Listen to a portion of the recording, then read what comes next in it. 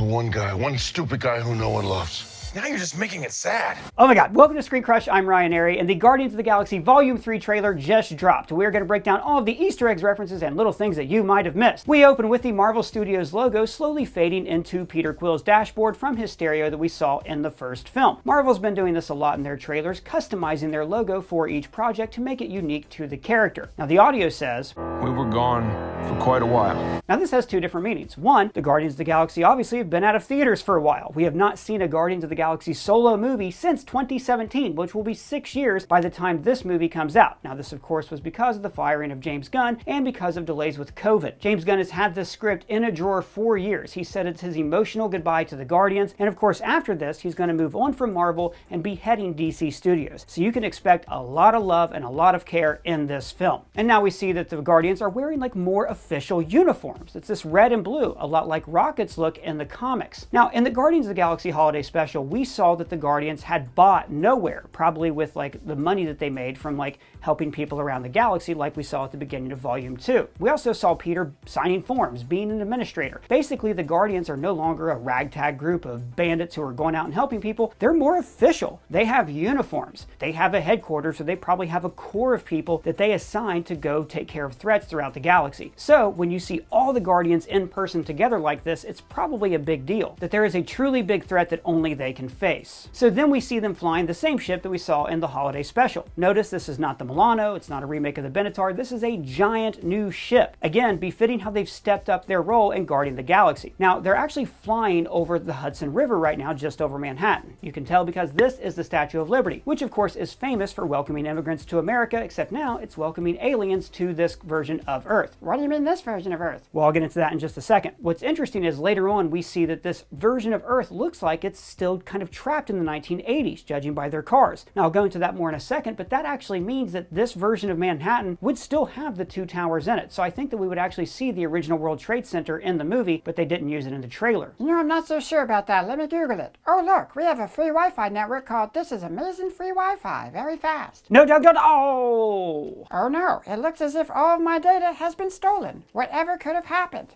See, this happens in public places sometimes. People will come in with their laptops, create a fake Wi-Fi network, and then use that connection to hack your data. Have you ever had this problem? Nope, all good over here. Well, there has to be some way to prevent this. Well, Doug, I highly recommend NordVPN. They're the sponsor of this video. NordVPN has a new feature called Threat Protection, which protects you from malicious sites, downloads, trackers, and intrusive ads. Now, let's just say you click on some suspicious attachment accidentally. Threat Protection deletes the download before it finishes, protecting your desktop from getting infected. Now, it's actually the only ad blocker that I use. It's also very easy to use and even runs when the VPN is not active, which is huge because you might not always be in the habit of connecting your VPN right away. But NordVPN doesn't just protect your devices, it can also save you money every month. Oh, how can it do that? Well, have you ever noticed that there's like a ton of movies and shows that are really hard to find on streaming? Like you have to subscribe to like 50 different streaming services, none of them have that one Christmas movie that you're just trying to watch. Yeah, I know that feeling. Right, well, see, just about any Christmas movie you can think of is streaming on Netflix, but just maybe not in the United States. So you can change your computer's IP address to another country using NordVPN, and then it's easy to watch a Christmas movie on Netflix via another country where it's streaming. So it's like adding free streaming sites on top of the ones that you're already paying for. So we have a special deal for you. If you go to nordvpn.com/ScreenCrush or click the link in the description, you get a huge discount on a 2-year plan and 4 months for free. The free months are only available through YouTube, so click our link and get your computer protected today. Now back to what I was saying. Here we see all the Guardians in their new official uniforms, and notice that Drax is also wearing a shirt. Now Dave Bautista has previously said that he might have to stop playing Drax in the movies because given his age, maintaining that shirtless physique was just getting to be too much of a problem for him. So it is nice that they let him finally put a shirt on in these films. We also see Swole Groot with everybody. Now, just a reminder, Groot died in the first Guardians. He was not resurrected. The little twig that became Baby Groot, that is actually the son of Groot, which they nicknamed Swole Groot in the Holiday Special. This is why he looks different and he's got like a more happy-go-lucky personality. And then we see this ship landing in the suburbs. Now, like I said before, notice all these cars and fashion, it's still very much in the 1980s. And this is appropriate because Peter was stolen from Earth in the 1980s, so in many ways his growth was stunted at this point, and he's stuck in that decade. Just like a lot of us. Yeah, we are. High five. Yeah, and why's everybody there got all these animal faces on and stuff? Well, Doug, that's because this is actually Counter-Earth. This was created by the villain of this movie, the High Evolutionary. So in the comics, the High Evolutionary's real name was Herbert Edgar Wyndham. And in this movie, he's played by Chukwudi Iwuji, who we saw in Peacemaker. Can I get a jetpack? No. So, in the comics, the High Evolutionary wanted to create a perfect race of people. He was obsessed with the idea of evolving humanity to the next step. And to do this, he created what's called the Ani-Men. It's exactly what you see in this movie. It's animal-human hybrids. Now, in the comics, they lived on Mount Wundagore, which we saw in Doctor Strange in the Multiverse of Madness. Now, Mount Wundagore became his headquarters, and actually, just to get super weird with you, Pietro and Wanda were actually born on Mount Wundagore, and their midwife was a cow lady named Bova. Just like in the movie, Mount Wundagore was also a nexus for evil energy from the god Chthon. Now, eventually, the High Evolutionary in the comics did create an alternate planet called Counter-Earth, which was on the other side of the sun, just opposite of planet Earth. Now, I don't know if that's where this alternate Earth is, but I think what we're looking at here is that Herbert Wyndham in this movie also came from Earth, but probably in the 1980s. And somehow he had the technology and the wherewithal to create a completely different version of Earth, but this one populated by his Ani-Men. So it's appropriate that Peter is stuck in the 1980s, and so is this entire version of Earth. As we'll see a little bit later, Herbert Wyndham is also very closely tied to the origin of Rocket Raccoon. Okay, then we see Peter all pensive listening to his new Zoom with like more modern headphones than his original Walkman. This is showing that reluctantly, Peter is growing up. Instead of just being a guy running away from his past stuck in his childhood, he's becoming an adult. He's like the father of this family, so it's appropriate that he's listening to his Zoom with more modern headphones. Then his sister Mantis says, "Don't forget where we came from." And this is followed by some very important shots. We see a human hand reaching for a small baby raccoon, which of course we know is Rocket Raccoon. So what we're seeing here is the High Evolutionary experimenting on Rocket when he was just a little kid. Now you remember in the first Guardians movie, we got a small hint about Rocket's origin when he got drunk. Well, I didn't ask to get made. I didn't ask to be torn apart and put back together over and over. And this kind of explains his origin. He wasn't a raccoon taken from Earth, he was a raccoon from this Counter-Earth who the High Evolutionary experimented on to turn him into a raccoon-human hybrid. So then we see the Guardians in these multicolored suits jumping towards some sort of weird tentacled space monster that in a little bit we see actually looks like a giant anus portal into some other realm. I think this is actually how they could get to Counter-Earth. Peter says, We have been running our whole lives. As we cut to Gamora holding up a Polaroid. Now, it used to be all of the Guardians who were running away from responsibility, but now they've all settled down, and Gamora is the one who's running away. Wait, I thought she was with the Guardians. Okay, but no, remember, Gamora died in Avengers Infinity War. This version of Gamora actually time traveled from 2014 to the present day, where in Avengers Endgame she betrayed Thanos. So she was spared the snap, but she has none of the backstory with the other Guardians. However, she still is close to her sister Nebula, but she just doesn't have that romantic relationship with Peter. That may change throughout this movie. She's holding up a Polaroid, which might be a photo of her and the Guardians together. So she has to reconcile with this idea that a version of her was very close to these people, but she isn't quite there yet. Although I'm hoping she does get there by the end of the movie, because her and Peter are one of the sweetest couples in the Marvel Cinematic Universe. Okay, then on Nowhere, we see the Guardians walking toward the camera with Peter being held in Nebula's arms, probably after getting some kind of ass kicking. Now notice that Cosmo is there. Now, of course, we first saw Cosmo in the first film as part of the Collector's Collection. And species of all manner. In the comics, Cosmo is a space dog based on Lylla, who was the dog that the Soviet Union sent into space, who was actually the first creature from Earth that we sent into the outer atmosphere. Oh, I bet that dog got a big welcome when it came home. Sure it did. So in the comics, Cosmo is an official member of the Guardians, and he isn't always at odds with Rocket Raccoon. In the movie and in the holiday special, she was voiced by Maria Belova, who played Borat's daughter in the second Borat movie. Also in the comics, Cosmo is head of security at Nowhere, and it looks like she might be fulfilling that role in the movie. We also see Kraglin here, and remember, in the holiday special, Kraglin told us that he still hasn't quite mastered the use of Yondu's fin. That is a device for controlling a flying arrow, but I ain't quite got the hang of it yet. I expect this to be part of his arc in the movie. And then Rocket says, I'm done running. meaning that he is finally ready to confront his maker, the High Evolutionary. And then they approach that space anus that I mentioned earlier, which, like I said, I think is a portal to Counter-Earth. And then we get our first look at the High Evolutionary watching one of his experiments run on this giant wheel like a hamster wheel. He treats the animals like people and the people like animals. Then we see Gamora taking out a knife. So I think maybe Gamora was already tracking the High Evolutionary for her own purposes. Maybe she's out doing her own adventuring, or she went back to doing what she does best, which is being an assassin for hire. And and her tracking the High Evolutionary is actually what makes her cross paths with the Guardians. And then we see the Guardians in what looks like prison jumpsuits, and Gamora is with them, and we see those same floating spacesuits that we saw earlier hanging from the ceiling. This place looks kind of grown, like it's got these giant morel mushrooms in the background. It's got this white architecture that almost looks like the interior of Ego's ship, which got me wondering, could this be inside a Celestial? Did the High Evolutionary somehow harness the power of a dead Celestial body, not just the head like Nowhere, but the rest of the body, to create Counter-Earth? Or more likely, this is just on Counter-Earth, and this is a prison the High Evolutionary has built for them. Notice that Drax has a wound to the chest, but it's merely a flesh wound, and he's not dead yet. All right, then we get a shot of the Guardians running on the surface of that weird squid world, and the text says, "Time to face the music," which is a neat nod to the Guardians of the Galaxy soundtrack. Then we get this shot of Peter jumping out of a window on what I think is Xandar, maybe trying to save this guy in white. Now, our return to Xandar would be appropriate for this movie because so much of the first film was set there, and we never actually saw what happened after Thanos decimated it. In fact, that decimation took place off screen. Stole it last week when he decimated Xandar. Now, Xandar also, of course, featured the Nova Corps, which even back in 2014 was setting up the hero Nova, who I'm still hoping is going to appear in Phase 6 of the MCU. Rocket says, We'll all fly away together one last time. and again, guys, this is the last Guardians movie. I seriously doubt they're going to make another team movie with all these characters together. They might reboot them. Maybe that team they teased with Sylvester Stallone at the end of Volume 2 will show up. I'm in. Dope. I miss you guys so much. Hell yes.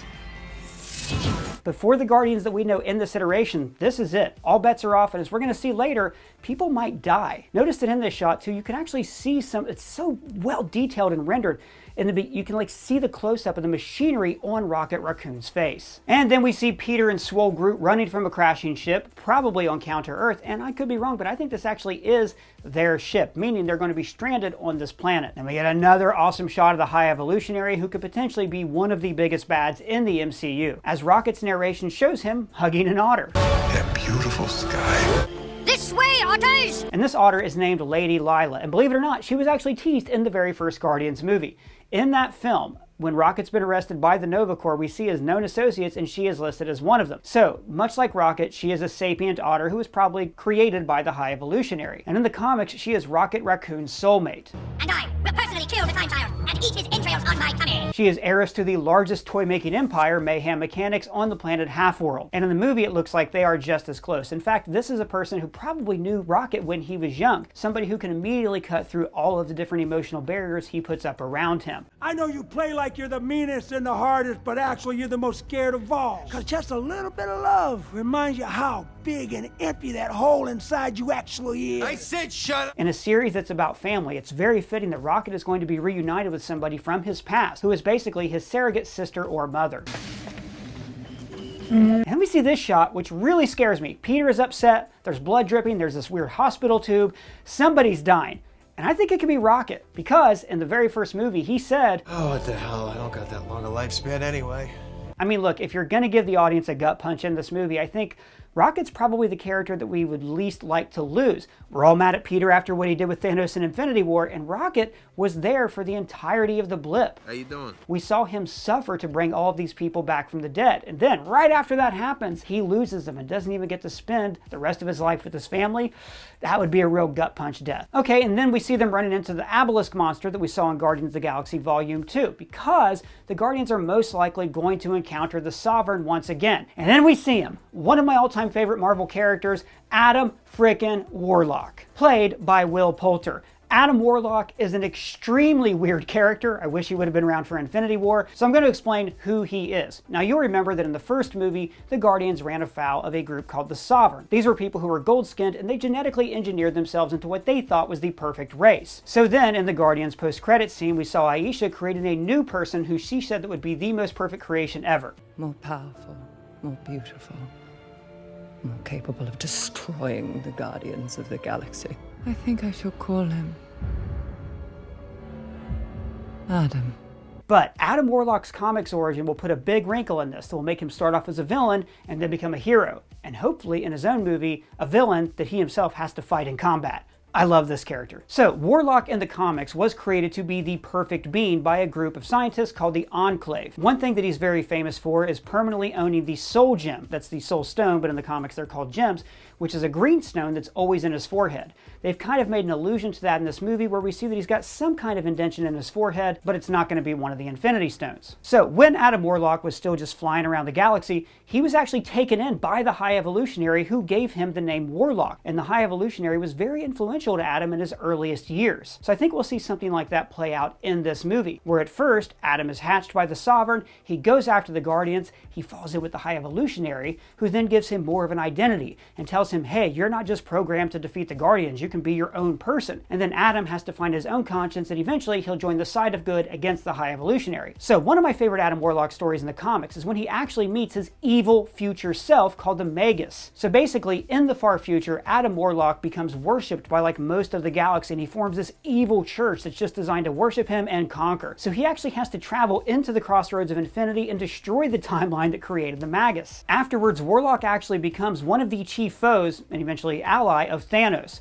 At one point, he died fighting Thanos, and then he was trapped in Soul World. But Soul World for him, I know we saw a version of it in the movies, but for him it's more like a paradise that he was in with Gamora and Pip the Troll, all of whom have actually appeared in the movies at this point. So even though Adam Warlock was kind of in paradise, he left Soul World when Thanos got the Infinity Gauntlet. So in the actual Infinity Gauntlet storyline, it's actually more Adam Warlock versus Thanos, and Adam Warlock is using all the heroes of Earth as kind of pawns in this intricate game to face off against the Mad Titan. That story ends with Warlock actually gaining the Infinity Gauntlet himself and promising that he will rule as a divine god. Now eventually the other cosmic beings ruled that he had to split the Infinity Gems up, and he did in a group that he called the Infinity Watch. And the Infinity Watch contained a couple members of the Guardians, Gamora and Drax. And then look, just to get like way inside baseball with this, when Adam Warlock took on the Infinity Gauntlet, he subconsciously expelled all good and evil from his body so he could be an impartial judge and impartial god for the universe. So his evil half became like a new version of the Magus, that villain I mentioned earlier, and that was what the comic Infinity War was about, and his good half was almost as dangerous, and she became another villain who was like the subject of another comic series crossover called the Infinity Crusade. Adam Warlock's awesome. Like, just having a character this weird and this powerful in the MCU opens them up to doing so many awesome storylines I'm very excited to see. And then Groot repeats his line from the first movie.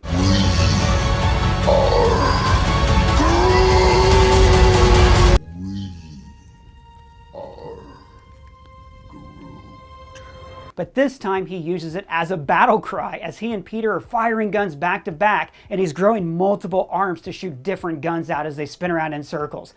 Awesome scene. And of course the trailer ends with a gag. Kill one guy, one stupid guy who no one loves. Now you're just making it sad. So this whole back and forth on whether or not they can kill a guy is a lot like the ending of the first Guardians when Rocket had to have laws explained to him. What if I see something that I want to take and it belongs to someone else? Well, you will be arrested. But what if I want it more than the person who has it? And we also saw this kind of in the Guardians of the Galaxy Holiday Special, where Drax and Mantis did not seem to grasp that kidnapping was wrong. You're coming with us as a Christmas present. Hey, did you ever find out who set up that free Wi-Fi network? No, but if I ever do, I'm gonna kill the guy. It'd be worth him doing it just so I could kill him in front of his family too. Dark. Well, just a reminder, go to nordvpn.com/ScreenCrush or click our link in the description to get a huge discount on a 2-year plan and 4 months for free. Now, the free months are only available through YouTube, so click our link in the description and get your computer protected today. But I want to hear what you guys think of all this. Let me know in the comments below or at me on Twitter. And if it's your first time here, please subscribe and smash that bell for alerts. For ScreenCrush, I'm Ryan Arey.